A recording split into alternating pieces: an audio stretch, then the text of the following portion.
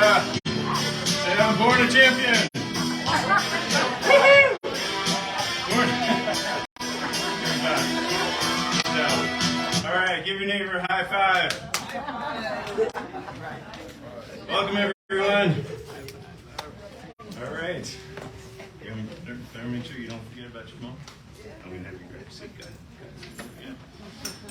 Welcome everyone. Happy Monday. Happy workshop day. All right, are we ready to learn and grow? When you stop learning, you stop growing. When you stop growing, you start what? Dying. It's better to be green and growing than rotting above ground. We don't want that, do we? All right, so tonight, what are we here to learn? What are we learning about? Heart, smart, nutrition. Raise your hand if you want a healthier heart. Excellent. Well, I think you're in the right place.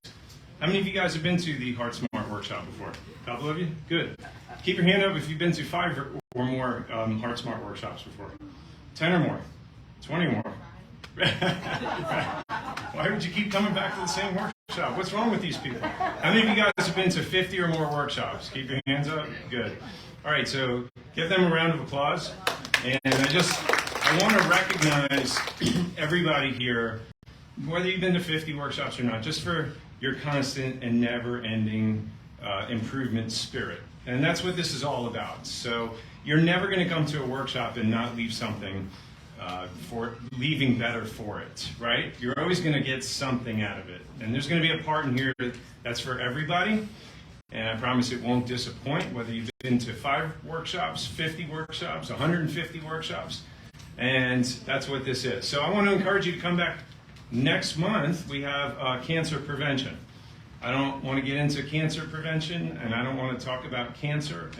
Many of you guys have family members, friends, and we all have stories. We know how common it is. But the important thing is that we can be proactive, right or right? Regardless of what we've heard, what we know, what we've been through, we just can't ever let our guard down. We always have to be ready to fight the good fight. And I want to encourage you to be back here, because I'm going through it with my family right now, and I want to be on the cutting edge, and I want to share everything with you guys that I know that'll be helpful for you. You always want to be prepared. So, talking about heart disease, most of you guys know it's the #1 disease killer in the United States. I'm not telling you anything that you don't know. One life every 37 seconds. Maybe you didn't know that. But here's a question for you. What kills more people than this disease? As terrible as it is, what kills more people than heart disease? What did you say? Medication? Medication? The treatment for the disease. It's very good, Michelle. The treatment for the disease actually kills more people than the disease itself. Darn it, you almost had it, Denise. It was right there on the tip of your tongue. So let's just dive right into it. Because I had a patient come in this morning, a cancer patient. She asked me, she's like, I feel great, but my doctor doesn't like where my cholesterol is. My cholesterol is really high. And I'm like, you're a cancer patient. You need your cholesterol high. Now, you may not understand that at this point, but you're going to learn that tonight, how important your cholesterol is.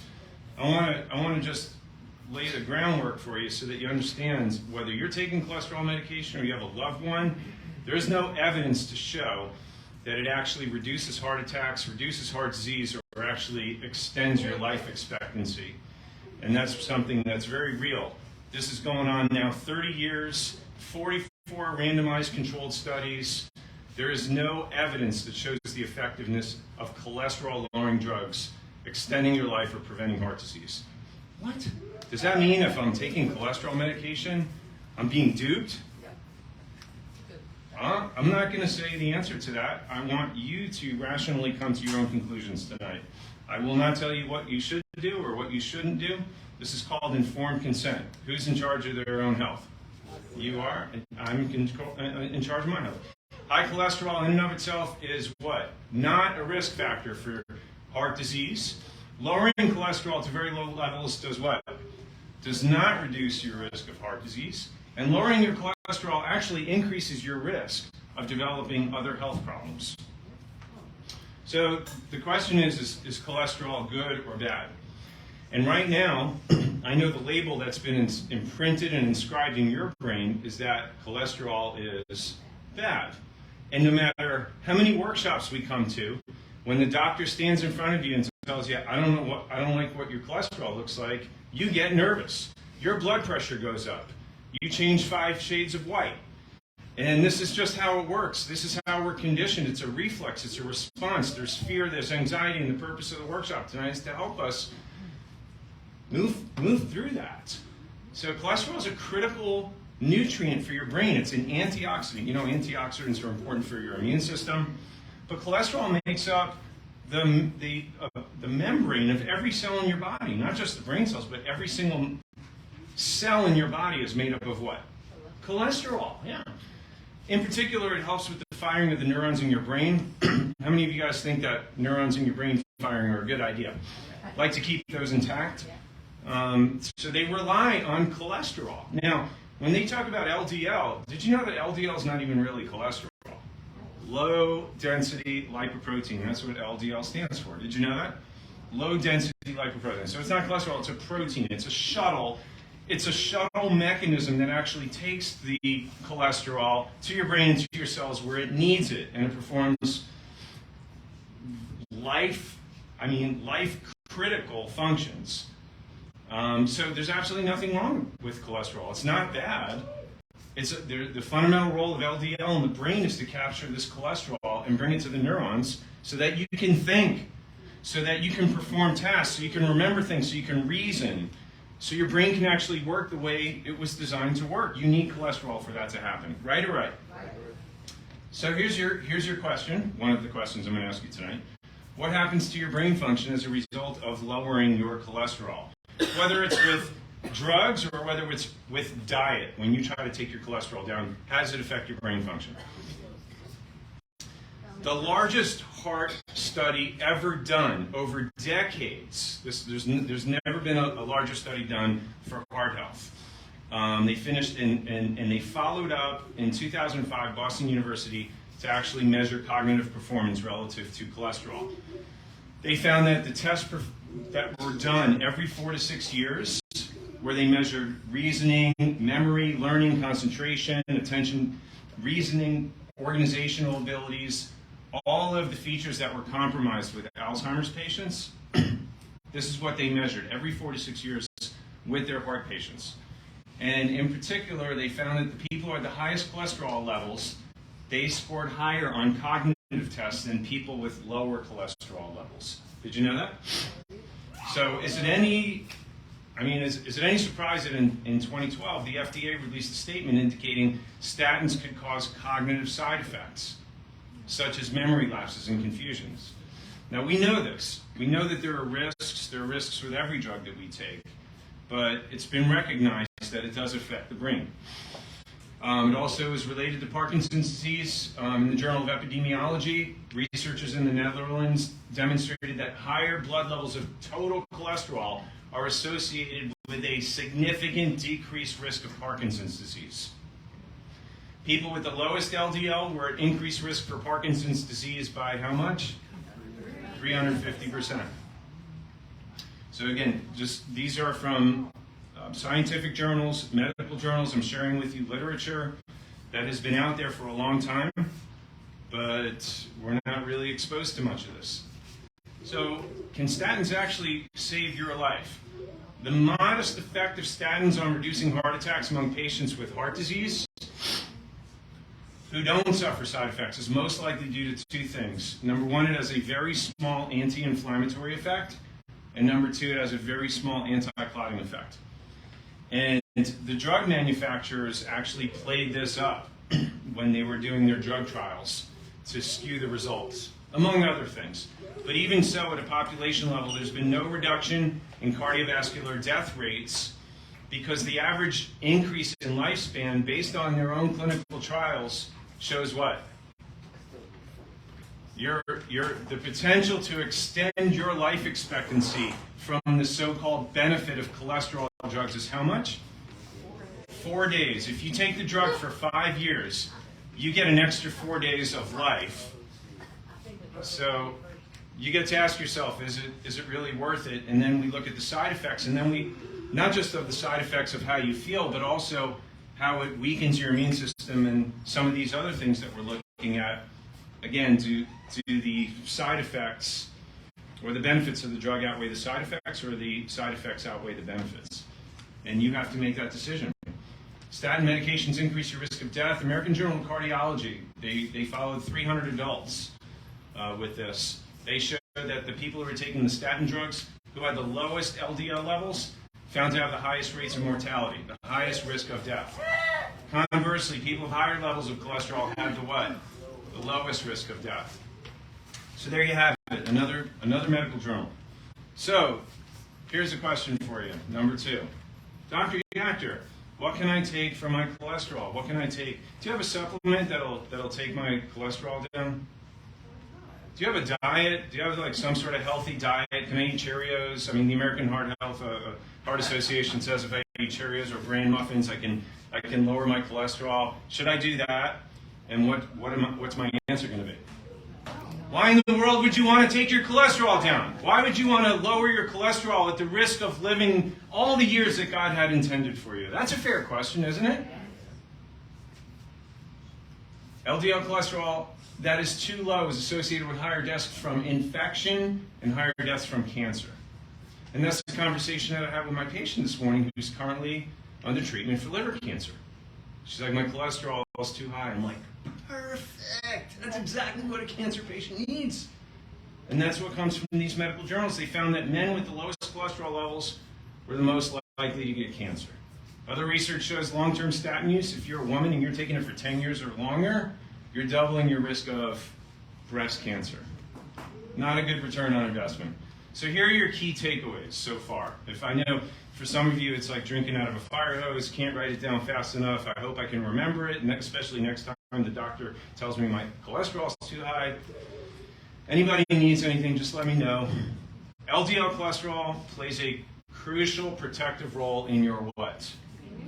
How many of you guys want your immune system functioning as best and strong as it can? With 1 out of 3 people dying from cancer today, and the toxic world that we live in, with COVID and everything else, wouldn't you agree that we want our immune systems functioning as strongly as possible? So the next time you look at your cholesterol, again, this is what you should be thinking about. Lowering LDL cholesterol may be harmful, and I say maybe with tongue-in-cheek. In people over 60, there is no association between LDL cholesterol and heart disease, and those with higher LDL actually live longer. Anybody in the room over 60? You don't have to raise your hand. There is no consistent correlation between lowering LDL cholesterol and the reduction of heart attacks. Are we making our final points here? Lowering LDL cholesterol will not reduce your risk of heart disease or a heart attack. Does everybody, we have that lock, stock, and barrel. Can we move past that?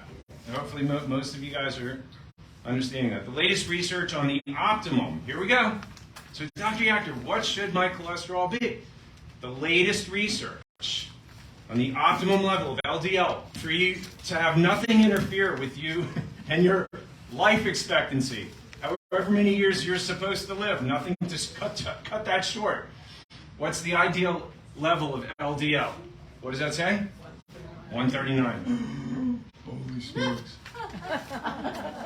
It's just the latest research, guys. Now, the latest research is 139. So, you should be not concerned about where your LDL is. I'm going to show you where you should be looking at as far as your total cholesterol, and the most important thing is your HDL and your total cholesterol. And we're going to circle back to this. Everybody with me? Here's a few more reasons to avoid statins if I haven't given you enough. They deplete your body of CoQ10, which is an essential nutrient which generates energy inside the cell. It inhibits the production of vitamin K2, which protects your arteries from calcification. Did you ever hear of coronary calcification? It's one of the leading predictors for heart attack. So actually statin drugs increase that risk. Diabetes, you're increasing your risk of diabetes. Studies show that statins actually triple your risk of type 2 diabetes when you take it for 2 short years or more. So important considerations for you if you're on a statin medication. You know, there's other medications that I would look you dead in the eye and say, no, you can't stop that. You know, like if you're a diabetic or you're on high blood pressure meds, and some of these medications your body actually needs, or bad things can happen.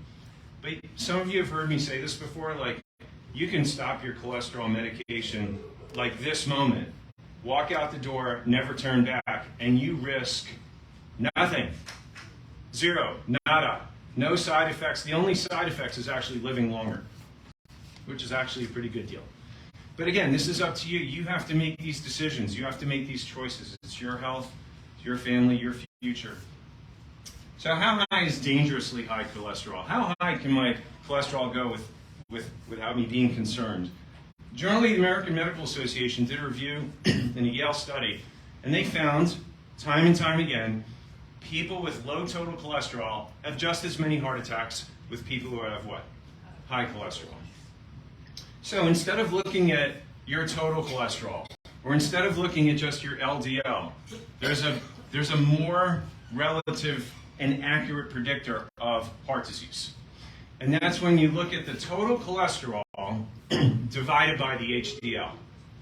Look at your total cholesterol divided by your HDL. So that's a ratio that you're looking for. Now, let's say your total cholesterol, how many of you guys in your mind, you remember what your cholesterol was last time, right? Let's say, for example, my total cholesterol was 300 and my HDL was 100. What would that mean my LDL is? My LDL is very good, 200. Now, if you go to your doctor and he sees a 200 LDL, what are they writing your prescription for? More than likely a statin drug. LDL, 200, that's what you call what, Carlos? No bueno, right? That's what we call a no bueno. But if you're looking at it like this is well established in the cardiology community. When you take the total cholesterol, which is 300, and you divide it by the HDL, which in this case, in my case, would be 100, you come up with a ratio that shows what? A number what? 3, which is on the safe side. Ideally, if you're under 4, it's good, but if you're under 3, it eliminates just about all the risk. Does everybody see moving away from what we looked at before? We just looked at the total cholesterol, over 240 high, not good. And then we looked at this now, your total cholesterol divided by your HDL, that ratio should be the predictor. You don't look at your LDL cholesterol, you look at your what? The ratio between your total cholesterol divided by your HDL, which makes what part of this the most important? Your what? Your HDL. So if your HDL is low, that's going to put you at risk. If your HDL is high, that's going to be a problem. That's going to be where you want your HDL to be high. But if your HDL is low, this is where you're going to come in with a problem, and it's going to send that score sky high and put you in the danger zone. Is everybody with me so far? Okay, so this is important to look for because again, you know, when you get your blood test and the doctor says, well, I don't like what this looks like, you got to do something, and then they make a suggestion that you're not in favor of, you automatically want to go back to these two things. Number one, what is my total to HDL ratio? And number two is my C-reactive protein, CRP. Now, many of you are familiar with this because we do this for all of our maintenance patients. We look at your C-reactive protein because most of the time the medical doctors do not want to do that unless they suspect that you've had a heart attack or doing a heart attack. So we know this from the New England Journal of Medicine. This was actually published. Their statement showing that inflammation is an independent risk factor for heart disease that's much stronger than any measure of cholesterol. That's why it's important, because CRP shows systemic inflammation, which is the most important predictor that you're looking at for heart disease, diabetes, cancer, and Alzheimer's. So how important is CRP? You know, it's one thing to get a blood test, it's one thing to know what your A1C is, it's one thing to know all these numbers, but if you have a leading predictor that you can get out in front of and help you prevent disease, in my estimation, that's much more valuable. CRP, yep, C-reactive protein. The C-reactive protein, if you look under there, it should be under 1 for men, and for women it should be under 1.4. And so that's something that we're always on top of. And if you haven't had that done and you want us to do it, just ask Deborah tomorrow. We can set up an appointment. Very easy, very simple.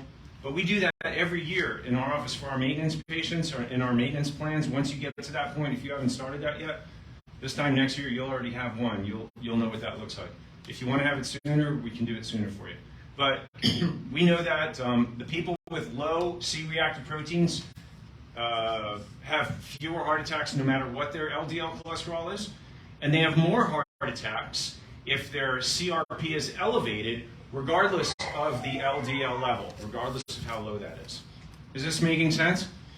So you need to make sure that that C-reactive protein is in the right area, it's right that right shade, and there are things that you can do to lower that. By the way, there's supplements, there's proper nutrition, and all these protocols, which I'm going to cover very shortly here. All right, so how about your blood pressure? What is normal blood pressure?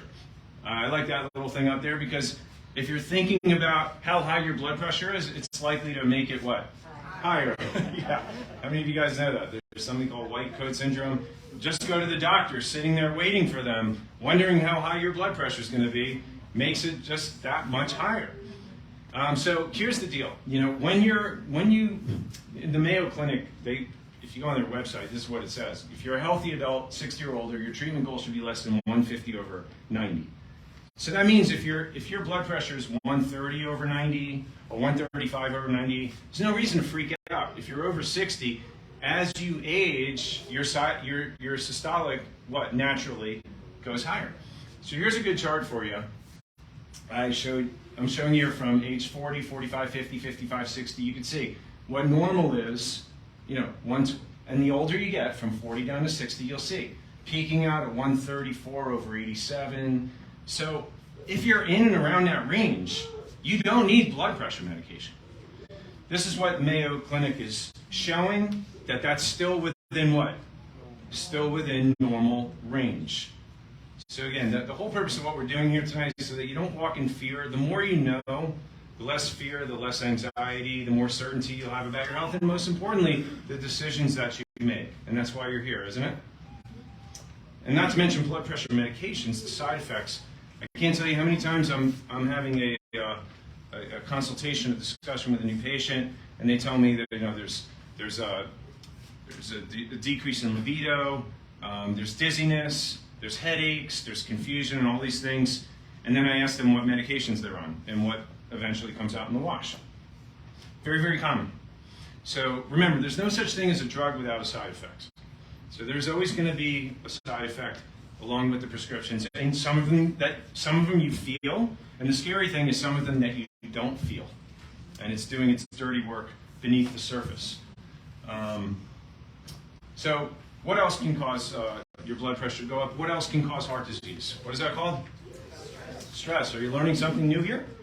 No. We all know this, but how good are we at stress reduction? Do we do things regularly for stress reduction? And I want you to answer this for yourself. Are you doing things every day to reduce your stress? Because stress probably causes more heart disease and more heart attacks than diabetes, than high blood pressure.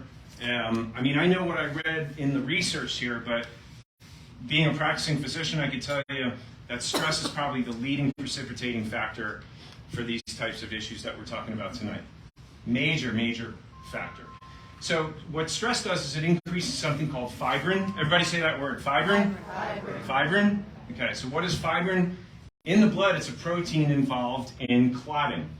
So if you have blood clots inside your coronary arteries, is that a good thing? No. What did I just say? Stress actually increases what?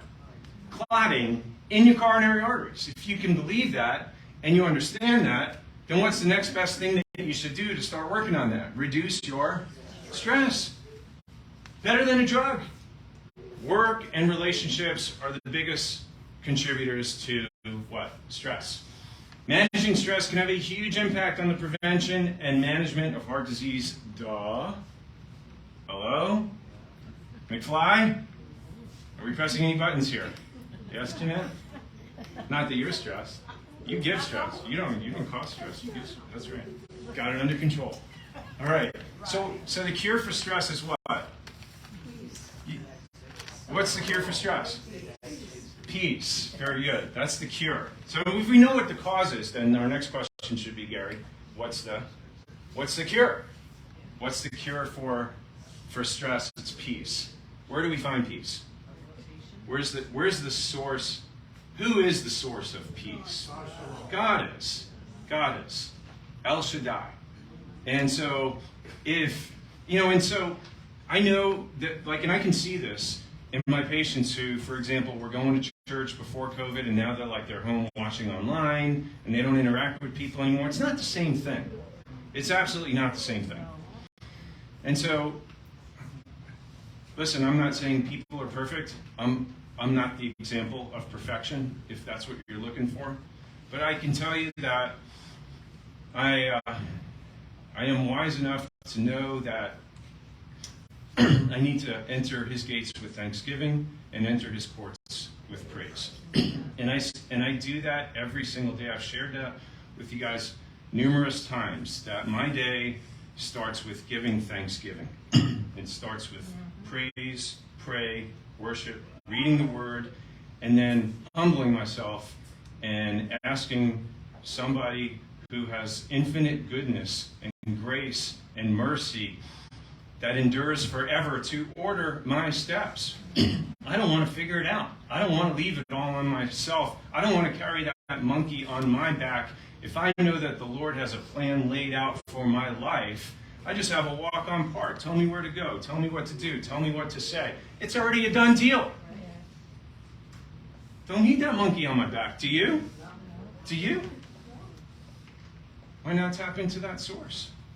Are we too smart to do that? Are we too educated to do that? Do we have to do it all ourselves? Can we do it better than the one who actually created the living universe, who created me? I can do it better. I'm smarter. Come on. How smart are we, really? So, seek ye first the kingdom of God. That's where the wisdom comes from. And I would encourage you to do that. This is exactly what we talked about in our Sunday school class. So many of you are there. You're attending my Sunday school. I just took over a class, and I'm now teaching the lesson at Sunday school. And it's been a huge blessing for me, because I'm learning more now than I ever have, and I'm growing more in the Word. And I would encourage you to do the same. You're welcome to come to my class if I can be of help for you. So I would not pass this slide up without the opportunity to tell you the truth. And I hope that some of you receive that with grace. Yes. Amen. So exercise and heart disease. I'm an advocate of exercise, and I would encourage you to exercise.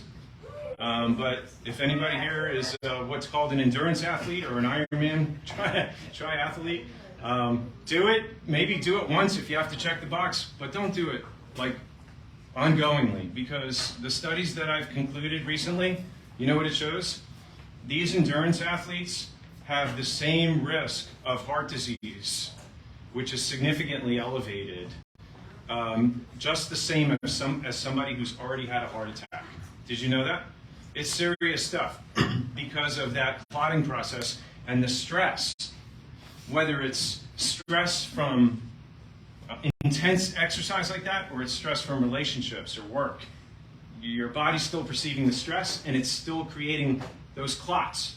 And this is what they're finding with endurance athletes, that long-term it's very, very destructive.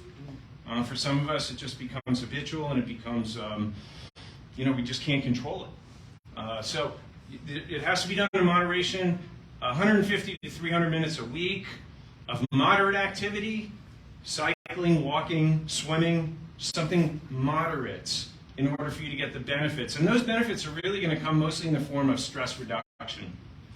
Stress reduction. You don't have to exercise to have a healthier heart.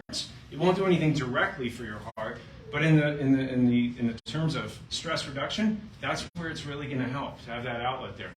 Obviously, it will help to lower your blood pressure, your resting heart rate. But for those of us who exercise and then we eat poorly, we're kidding ourselves. Because you can't exercise your way out of a healthy diet.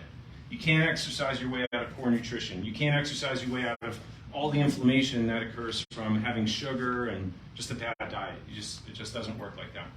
Everybody with me so far? Okay, good. So now's the time that we want to take a brief moment to recognize some of our star players here. And I'm going to welcome Tamara and Deborah up to the front. Everybody give them a big round of applause. We love them and appreciate them. And we want to, let's see here, we want to recognize a few people here. We want to recognize for perfect adjustment attendance. So these are people who have never, ever missed an adjustment. They are here, bright-eyed and bushy-tailed, always on track with their appointments, and we love that. We really appreciate that. And I know many of you guys are doing that, but there are two people here that we want to especially recognize, and in particular, they're getting great results and improving with their health. This is for Cheryl Caldwell and Nadine Blake. Everybody give them a big round of applause. We're going to come by and crown you with a medal of honor. Excellent, excellent. And then we have a special one. This is our Core 4, University Core 4 degree. This is what you receive for coming to 6 or more workshops. And this goes to Marilyn Baxt. Everybody give Marilyn a big round of applause. Yes. Thank you. Yeah, it's my pleasure. Onward and upward. Constant and never-ending improvement. Awesome. All right, so here's what we want to do. There's an old saying that the mind can only absorb what the seat can endure. And Jim, you can't endure anymore. So just come on, everybody stand up. Turn to the person on your right. And I want you to put your hands on their shoulders. And squeeze, just get the stress out. Don't squeeze too hard. We don't want any injuries. And then let's do a karate chop. Good. Get that blood going. Wake them up. Nobody can sleep tonight. Speaking of sleep, let's turn around and love your other neighbor. Speaking of sleep, Chris is doing a good job tonight. She hasn't fallen asleep on me once. That's good. All right. Karate chop. Good job. Love your neighbor. All right. Everybody give yourself a round of applause. Awesome. All right, have a seat. More to come, more to come. All right, so just another few key points just to help get this in your mental Rolodex. Heart disease is a chronic what? Inflammatory condition. It's what's driving the inflammation here. It's fueled by insulin resistance. I'm sorry, I forgot to throw these out. Oh! Yeah, you need a new one for sure. Oh! All right. Most heart attacks happen at blockages that are not severely narrow. Did you know that? Most blockages happen in arteries that are not severely narrow. Well, how is that possible? You know, when you think of heart disease, don't you think of like the pipe that's clogged? You know, the pipe is, got to go get my pipes cleaned. I need a stent, or, you know, you've heard of all these things, but that's not actually how it works. Most of the time when somebody has a heart attack, it's not in a clogged artery or a narrowed artery. So most of the time when heart attacks happen, it's in an open artery. Correcting insulin resistance through lifestyle changes will have the biggest impact on reducing heart attacks. So let's talk a little bit about that. We know this from the American Heart Association. If you go on their website, it says, on average, not smoking, maintaining a healthy what? Healthy weight, controlling your blood sugar, your blood pressure, and stress can add 10 years to a person's life expectancy. So let me ask you this. How many of you guys would like an extra 10 years? Or like, honestly, you should be living those 10 years. But if you're not doing these things, you lose 10 years. I'm sure all of us are in favor of living out all those years that we're supposed to live, that we were created and designed to live, right? And not 1 year less. So these are the three things. These are the 5 things, and it doesn't cost us any more, right? So I want to talk about this here. There's a video I want you to watch, and it really breaks it down very well. It's very, very well animated. Complications of obesity. The major cardiovascular complications of obesity include disturbances in metabolism, hypertension, cardiac arrhythmias, pulmonary hypertension, and atherosclerosis, especially that of the coronary circulation. Metabolic disturbances related to obesity fall into three major categories. These include dyslipidemia, insulin resistance, and glucose intolerance. There is a tight relationship between increasing body weight and increased blood pressure. Obesity is a risk factor for the development of hypertension. Obesity is associated with changes in the autonomic control of cardiac rhythm. There is a decrease in the activity of the sympathetic nervous system and a decrease in heart rate variability. The latter is a predisposing factor to sudden cardiac death.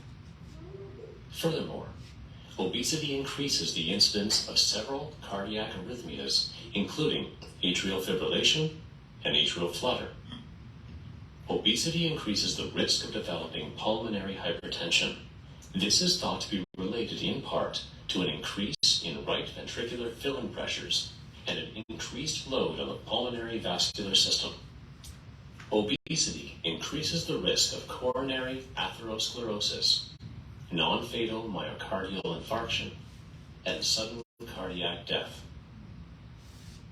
Okay, so basically what I'm hearing is, when you start becoming overweight or move into obesity, the days go on, life goes on, but what comes to my mind is the term ticking time bomb. Because you really, normally you don't know what's going on, but after that, does everybody have a pretty good, clear picture of how destructive it is to your cardiovascular system? Does everybody see that? All right, so here are some key indicators, key factors to know if you're metabolically unhealthy and putting you at much higher risk for heart disease or a heart attack. If you have high blood pressure, and again, if you're saying to yourself, no, I don't have high blood pressure anymore because I'm on the medication, understand that the medication hasn't corrected the cause of the problem, right? Okay. Pre-diabetes. If you're pre-diabetic or you have type 2 diabetes, you know where the A1C is. If it's between 5.7 to 6.4, you're pre-diabetic. Type 2 diabetes, over 6.5. Metabolic risk for heart disease. High triglycerides, that's fat in the blood. Low HDL cholesterol. Hello? All right, so we talked about how important the HDL is because of the what? Starts like, it sounds like ratio. Very good, ratio, thank you. All right, so increased waist circumference. If you're a woman and your waist is over 35 inches, or if you're a man and your waist is over 40 inches, again, it's a factor, a significant factor and a risk for metabolic dysfunction and heart disease. So if you're thinking about this and any of these boxes are being checked, I want to kind of zero in on what else you need to look for, steps that can be taken. If you lose 10 pounds, you double your chances of normalizing your blood pressure. Just 10 pounds. If you lose 22 pounds, you reduce your risk of a heart attack by what? 75%. It improves your total to HDL cholesterol. It improves your total cholesterol to HDL cholesterol ratio. It lowers your triglycerides, lowers your A1C, and can actually reverse type 2 diabetes if you correct the metabolic dysfunction. And it restores normal thyroid function in most people who actually take the steps that I'm going to talk about right now. Hello, my name is Tim Kennedy. In the first 40 days of this program, I lost 35 pounds, exactly where I wanted to be. I got off my blood pressure medicine, I got off my cholesterol medicine, and I got off my heartburn medicine. And I feel wonderful. Thank you. So I'm going to cover this very quickly because many of you don't know that we do have a weight loss program in here, but we put over 2,300 people through this program. And I hate even calling it a weight loss program. It's a metabolic correction plan. And the things that we look for are not just weight loss, because if you lose, if you just starve yourself and cut calories and maybe just eat one meal a day, maybe you lose weight, but you're not losing fat. You're losing muscle, you're losing water, and it's a very real thing as far as visceral fat continuing to go up, still being obese even though you've lost weight, and still having all those metabolic risk factors. So how do we know if that's actually happening? Well, there's something called a body mass index, or a body composition analysis. The body composition analysis breaks everything down so that we can see where those risk factors are, and if you do have something to be concerned about or not. And with the body mass index, we know that from the World Health Organization that if you're overweight, you're going to be somewhere between 25 and 29. If you're obese and that goes over 30, you have the highest risk for heart disease, cancer, diabetes. It's almost a certainty. So it's a serious risk factor, and this is where it shows us by standing on a scale. We take your shoes and socks off. You stand on the scale. It puts a low-level electrical impulse through your body. It's not a shock. It's just it's a signal that the tissues in your body actually have a resistance to that the program can actually pick up on. And then there's an algorithm that the computer reads, and it breaks everything down for us. It tells you what your body fat percentage is, what your muscle mass percentage is, what your hydration is, what your BMI is, what your metabolic age is. And then from there, we can determine if you've got risk with these factors. And then remember, it's nice to be able to have your pants more loose and lose weight and feel great and be able to do all these things. But for the purposes of what we're talking about tonight, it's nice to know that you've eliminated those risks for heart disease and that we're not kidding ourselves. Because, I don't want to lose 10 pounds unless I'm losing 10 pounds of this. Right or right? Now, if we check this, right, and we see your body fat percentage, let's say for the sake of argument, it's 40%. And if you weigh 175 pounds and your body fat is 40%, you know what? You're walking around with 15 of these. Feel that? We could pass that around like a hot potato, but this is 5 pounds of pure fat. It's a model. So I could pass it around and you would feel how dense that is. Can you imagine walking around with 15 or 20 of these, or maybe losing 5 or 20 of these, right? So how much easier would it be to walk around? How much lighter would you feel? How much more energy would you have? But most importantly, how much healthier would you be? Because remember, what the video showed was, when this goes away, what else goes away? The inflammation. When this goes away, what else goes away? The triglycerides. When this goes away, what else happens? Your blood sugar starts to stabilize. When this goes away, your metabolism starts working like somebody who's 10 years younger than you. And these are all the things that we measure here. Your body water percentage is important because, again, if you're not targeting the fat mass, then your water is going down and your body's going to retain that fat. Your water has to go up. And you want to make sure that you're keeping that muscle. Visceral fat, you know what visceral fat is?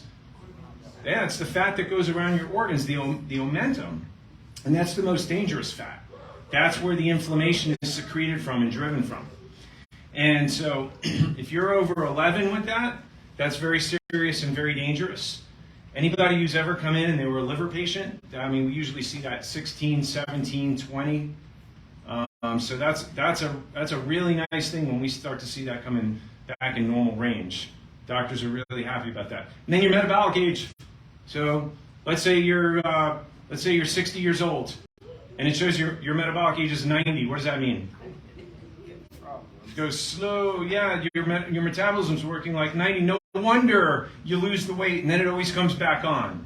Right? Anybody can lose weight. Anybody could starve themselves and cut calories, but all that does is make your metabolism slower and slower and slower because it compensates. So with this, as we go through this program, we constantly redo these.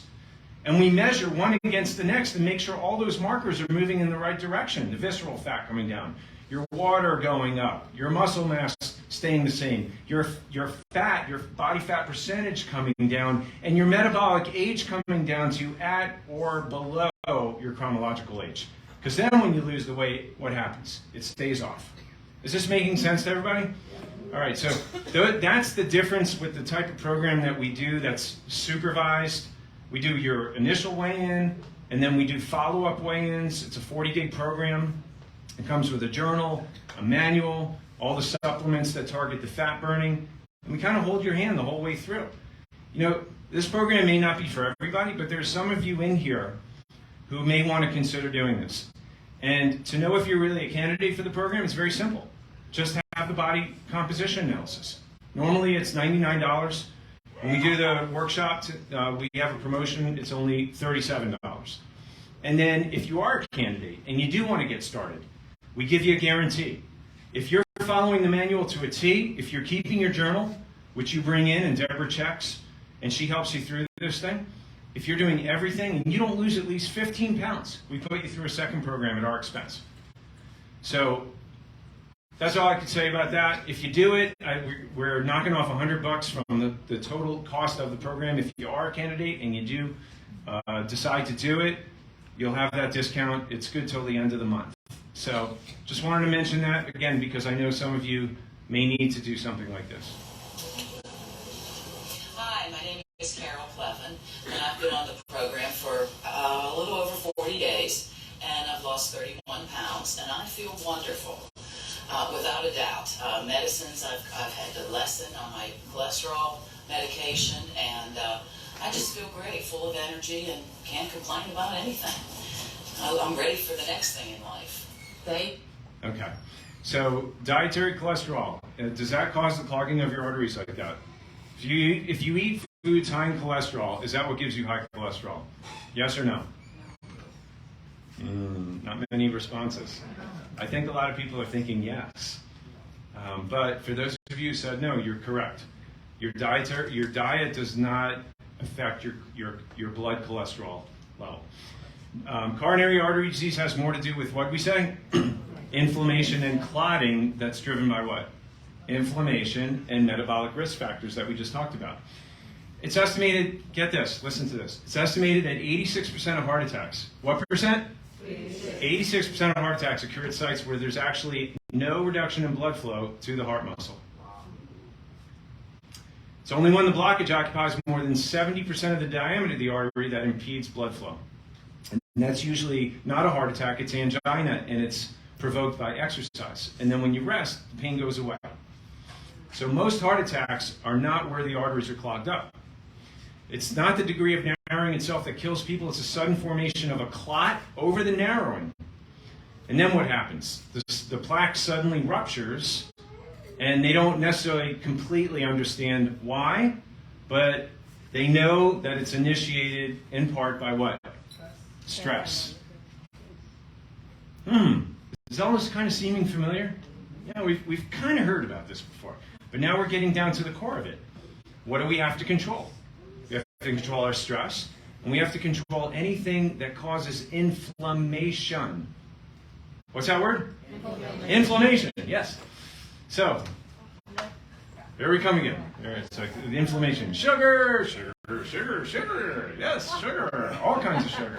Got Pop-Tarts in the morning, we got fruit juice, we have corn, which is a grain, we got rice, potatoes. And, some of these actually have nutritional benefit, like, rice, potatoes, whole wheat, this, that, and that's okay. The problem is that for those of us who are pre-diabetic or diabetic or obese, anytime you have these sugars and you have insulin sensitivity problems, it's going to provoke an insulin response. And what is that going to do?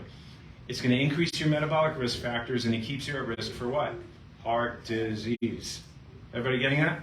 So that's why if you're a heart patient and you're trying to reduce or eliminate medications or reduce or eliminate all your risk, you want to start to reduce and eliminate these complex carbs.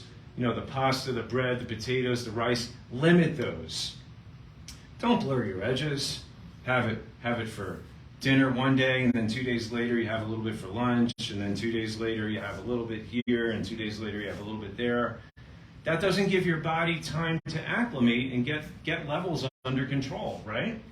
And that's the biggest thing that I see with my patients who have trouble with their blood sugar and have trouble with diabetes or have trouble with their weight. If you can keep it on the rails, right? If you can keep it on the rails for a solid week, just 1 week, just try for a week. Just have proteins, right? Good fats, vegetables, low sugar fruits. You know what's going to happen? first of all, your pants are going to get super light. Then you're going to see you're bouncing around like the Energizer Bunny. And then you're going to look at your blood sugar and your blood pressure, and you're going to start noticing downward trends. Yeah, just give it a week. Give your body a chance to heal. And then you'll be encouraged, and you'll be like, you know what, I think I can do this. And then after you start getting things stabilized, then, if you want to have a cheat day here and there, it's not a big deal. But cheat days can't happen like every other day. That's what we call, shades of gray, and that's not how we move our way toward healing. Look at the labels, read the number of sugars in there, and that's really important. What about lowering total cholesterol, or LDL, with a low saturated fat diet? My doctor told me to stop having butter. My doctor told me to stop having coconut oil. I love when my patients bring me this junk science, like my doctor doesn't believe in that. He told me stay away from coconut oil, stay away from butter, stay away from meats. That is like outdated junk from the 1960s. Don't walk away from that, run. Because all the studies show differently. Looking at studies of patients with heart disease who were advised to reduce their saturated fat intake, there was what? No reduction in death rates, heart attack, or stroke. 2, in particular, randomized studies actually showed an increase in death rate or heart attacks with patients who significantly decreased their cholesterol by replacing saturated fats with the what? The fake fats. So when you see these margarines, or even cleverly marketed and packaged things like Smart Balance, guess what? That's not so smart. That's not so smart. The research is out.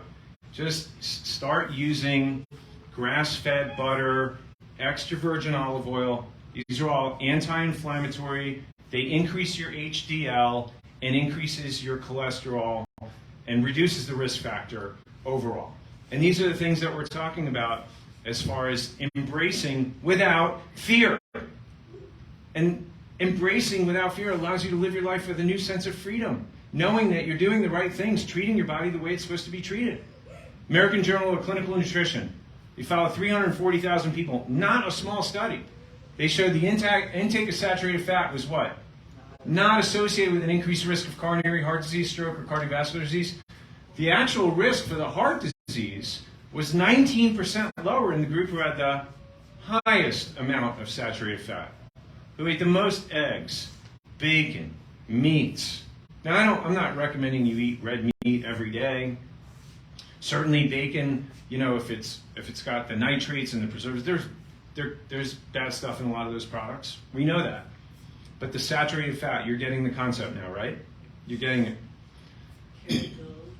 Kerrygold, yeah, that's good butter. A porterhouse steak, how about that? Is that going to increase your cholesterol? Is that going to increase your risk of heart disease? It increases your HDL, which does what to your ratio? It lowers your overall ratio, which is healthy. Yeah. That's what, for example, this 51% of the fat in a porterhouse is monounsaturated. What else has monounsaturated oil in it? Clara? All my Italian friends. Extra virgin olive oil. What's a Malafi? Olive oil, yeah. That's what? Hello? 51% of the steak is like that? Yeah. God doesn't make junk. It's not the foods that are bad that we eat. It's what we do to them. That's what we do. We denature things that are natural. When you take a cow and you feed it corn and grain and all that other junk instead of grass, which it was created to eat, that's what we get. But you have grass-fed, then you're on the right track. All right, so on the left you see the picture of what we always talk about, the grain diet, the sugar, the hydrogenated oils, the rancid vegetable oils, the trans fats. All that stuff is going to do one thing. It's going to drive one thing, and that is what? Inside the arteries. It's going to drive inflammation. Very good. So getting to the core of that means eliminating that, and then it means adopting more of a lifestyle like this. There's your Kerrygold right there, Marilyn. Yay! Coconut oil. What else do you see there? Avocados, almonds, olive oil, grass-fed meats, oily fish, eggs, walnuts, good, all of the good healthy fat nuts. And then you have your low sugar fruits, which ideally should be what? Berries, blackberries, blueberries, raspberries. How about bananas? I have a banana every day. I have 2 bananas every day. No, don't do that. Especially if you got blood sugar issues. It's a banana is a significant amount of sugar. So, again, like I said, everything in moderation. Once you got things under control, you want to have a banana, or me, I'll have a half a banana maybe like once a month. I'll slice up a half a banana with my berries just to shake it up. Nothing wrong with that, but not every day. Shake it up, shake it up. So low sugar fruits are key, and then the vegetables, and on your vegetables, whether it's a salad for lunch or your veggies at dinner with your porterhouse steak, you're going to have lots of extra olive oil. Or you can put your Kerrygold butter on it too. In the morning, if you have a shake, you could have that with almond milk or coconut milk. These are options. This is what I have for breakfast every morning. Many of you here, you do the same thing, the breakfast of champions. You could have it for breakfast, you could have it for lunch. I just had it in the afternoon just to tie me over before I have dinner. You have 2 scoops. You could put it in water, you could use almond milk, you could use coconut milk, but it has a complete multivitamin spectrum in it. It's got all your antioxidants. It's got a low-level detox in it. It's got anti-inflammatory components like turmeric extract. It's got green tea in it, which helps with your metabolism and fat burning. It is packed with nutrients that will benefit you in reducing your risk of not just heart disease, but also cancer, detox, helps your brain work better, prevents Alzheimer's. So, I'm telling you, the Breakfast of Champions is where my day starts with this every single day. If you haven't tried it, I'd recommend that you try it. See if you like it. I know a lot of patients do really well with it, and again, it's a good source of protein, by the way. 26 grams of protein, which is really nice. She likes 2 a day. Is that okay? 2 a day is fine. It's fine. Good nutrients. And then there's also some supplements in your handout I recommended, which are heart healthy and obviously connected to benefiting and supporting what we're talking about. One of them is Ultraflex Cardio. The precursor for that is L-arginine. L-arginine is an amino acid that actually is a precursor for something called nitric oxide. You ever see people with heart problems who take nitric pills? Okay, so what that does is it contracts the smooth muscle in the walls of the arteries.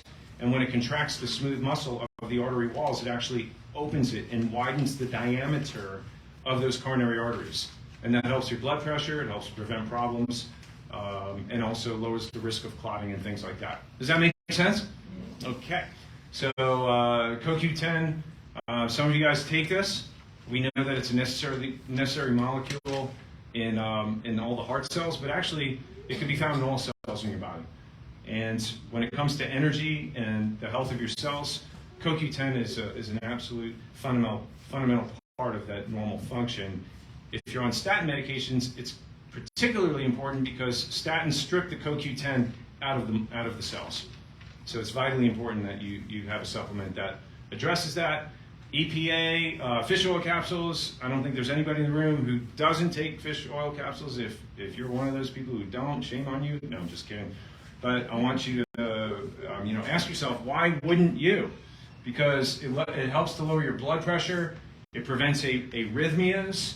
It promotes growth of new vessels. It helps with your triglycerides. It prevents blood clots. It prevents cancer. It lowers inflammation. The question is, what doesn't it do? So again, you should be taking this supplement, whoever you are, at least on some level. And then when you get onto the maintenance part of this, we test you and make sure that you're getting the right dosage also, just like vitamin D. And we make sure that you're getting the right amount of vitamin D too. I know many of you take 5,000 international units for vitamin D. At least you're on board with that. But even with that, when we test patients with vitamin D levels at 5,000 international units, we're still seeing it come around 40. The ideal for vitamin D is what? 70? Yeah. at or near 70, if you want your immune system functioning at peak potential, all the people who died from COVID, they had the lowest vitamin D levels. So we know today it's a crucially important immune system marker, but obviously it's important for heart health as well. It prevents heart disease. It supports healthy blood sugar metabolism. It wards off mental decline, good for bone and dental health. So everybody should be taking that also. The question is, are you taking enough of it, right? So 15% off all the supplements. We only do this workshop nights. I know many of you come here because you don't even care what I have to say. You just want the discount on the supplements, right? Sure, why not? No, that's not true. I'm just messing with you. I'm just thankful that Chris hasn't fallen asleep on me tonight.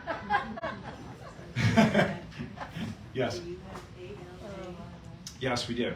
Yeah, we have blood sugar sweet. There's blood sugar supplements up there also. So anything with an Ultraplex label, it doesn't matter if it's this or anything else, it's eligible for 15% off. Same thing with the shake, only on the workshop night.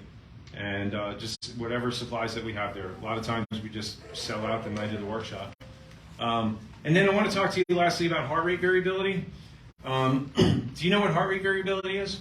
They spoke about that when heart rate variability goes down, that it could actually cause some heart problems. Did everybody catch that in the video? If you didn't, I want to explain that to you.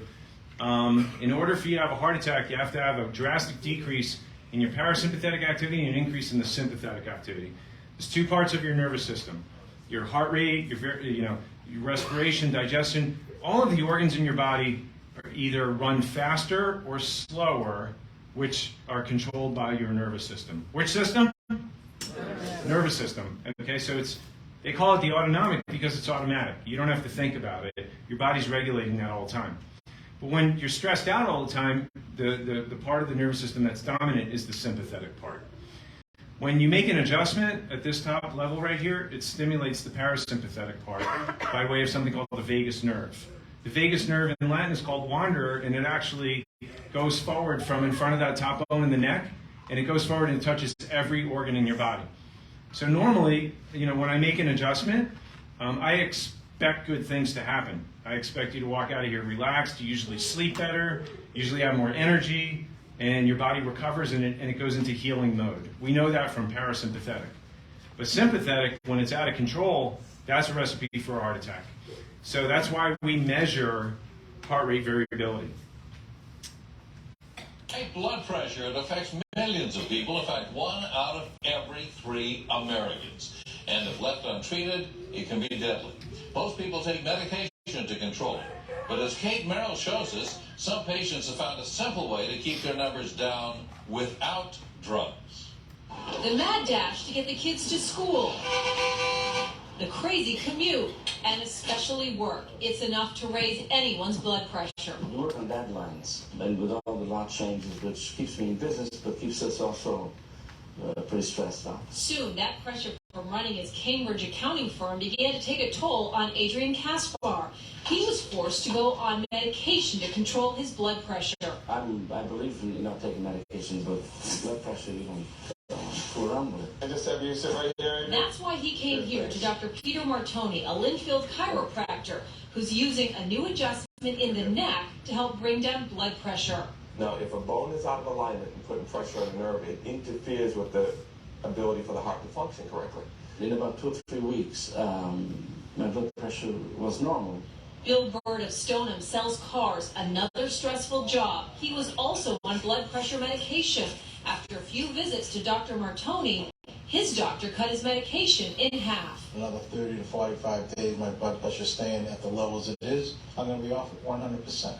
This treatment is experimental at this point, but studies show it might actually work. This is a very novel concept. Dr. George Bacris is an expert in high blood pressure. He's conducted a small, carefully controlled study with some of his patients at the University of Chicago Medical School. He sent them to a chiropractor for the same adjustment Dr. Martoni uses. We saw miraculous changes in blood pressure. We're seeing 12, 13 millimeter reductions in blood pressure. The result? That medical doctor would, for like 30 years was sending all of his patients to chiropractors. I just found that out this week and I was in continuing education. and they were talking about this. So, talking about how stress causes heart attacks and how it increases the risk of heart disease. What did you just learn when you watched that? What is an adjustment to this area, that top bone in the neck do? What does it do? It helps to lower your blood pressure. It helps to reestablish a balance in that autonomic nervous system. And when you remove interference at that level and you allow your nervous system to regain control over your body and all its functions, guess what happens? Your body can handle stress better. I can't take away your stress, but we can make an adjustment, and then we can, and by way of that adjustment, it helps your body adapt to that stress. Right, Maxine? Vianney, you got her? Okay. so here's the thing. So here's the answer. So the average patient in our office has been under care now probably 10 years or so. I'm going on my 30th year in practice. Some patients have been here for 15 years. And some people come and go. Most people always come back because they always notice the difference how much healthier they are when they're under chiropractic care than when they're not. And you know what? It's not even the adjustment that gets you healthy. It's not the adjustment that gets you healthy. How can you say that, Dr. Yachter? That doesn't make sense. You've been lying to me all this time? No. Micheline, what happens if I adjust a dead person? Yeah. Like, do I have resurrection power in my adjustment? No. A dead person's dead. So what happens? What did my adjustment do to a dead person? Nothing. What's the difference between you and a dead person? You have life. Yeah, you have life. So it's not the adjustment that gets you the results. It's what happens after the adjustment. The healing happens between one appointment and the next. The healing happens with the amazing intelligence that God already put inside of you. And the healing happens from removing the interference to what your body already knows how to do. We just give it a little tune-up. And it's not from the adjustment. It's from the amazing intelligence inside of your body. And you know what? The only tool that you have in your toolbox to help you accomplish that and maintain that is what? Right here in this office. There's nothing else. There's no other drug that you can take to remove interference to innate intelligence. There's no massage, there's no acupuncture. The only thing that a chiropractic adjustment can do is to release the potential for your health to be as good as God created it to be, and not 1% less. Raise your hand if you want to be 100% of your God-given potential, and not 1% less. Say aye. Aye. Aye. I did that to wake some of you guys up. And that's it. So the only question is, how long will you be getting your adjustments for? Right? For what? How long do you want to maintain ideal nerve supply, ideal nervous system? For the rest of your life. Yeah. Why would you not? Why would you turn your back to that? That's the most important part. So you guys know this, and what we just talked about, the top part in the neck has a lot to do with blood pressure because of that. Your balance, how you sleep, your energy. But as you look down that nerve chart, there's not a disease or an illness known to mankind that can't be traceable back to a part of the spine that's involved with that. And when the bones shift out of alignment and it interferes with your brain's ability to control that, then you start developing problems. The problem is that you don't feel it until it's there long enough. And then what's the last thing to rear its ugly head? Symptoms, pain. Yeah. Now I take care of a lot of people already there, but the best place to catch this is when? Earlier, before you have the pain. Yeah. So that's why when people come in, we will, regardless of what they feel, with the pain or no pain, we always do a very comprehensive evaluation. I'll take I'll do a consultation, get a history, and then I look at every part of the spine, the places that hurt, that don't hurt, whether they're taking medications or not, and we look at thermography, and then we line that up with the x-rays. Now, for those of you who have already had this done, the most important thing isn't correcting it, it's what? Maintaining it, right? And that's why we always do progress evaluations. But for those of you who are not a patient in our office, if you don't have a chiropractor and you've never had your nervous system checked, on behalf of the person that invited you, we have a friends and family coupon. Now, normally the consult, the exam, the x-rays, the report of findings, that's $400 worth of service. But if you get one of these coupons, it's only $97, and that includes the x-rays, and we normally don't include the x-rays. And that's for those of you who are in the room. Some of you have loved ones you're watching right now on Facebook, or you have people that you're thinking about right now that you know need to be checked. Ask them, because there's people that are hurting and they're suffering and they're waiting and they're looking for an answer. And if they need help and they need hope, you know, who's going to tell them if we don't? So ask them for our friends and family coupon. They'll get that to you. It has a 2-week expiration date on it. And we call those lifesavers. So I want to thank you for joining me tonight. If you need appointments for the body composition analysis or in our office or the supplements, see them before you leave, and we'll take care of that for you. Love and appreciate you. God bless.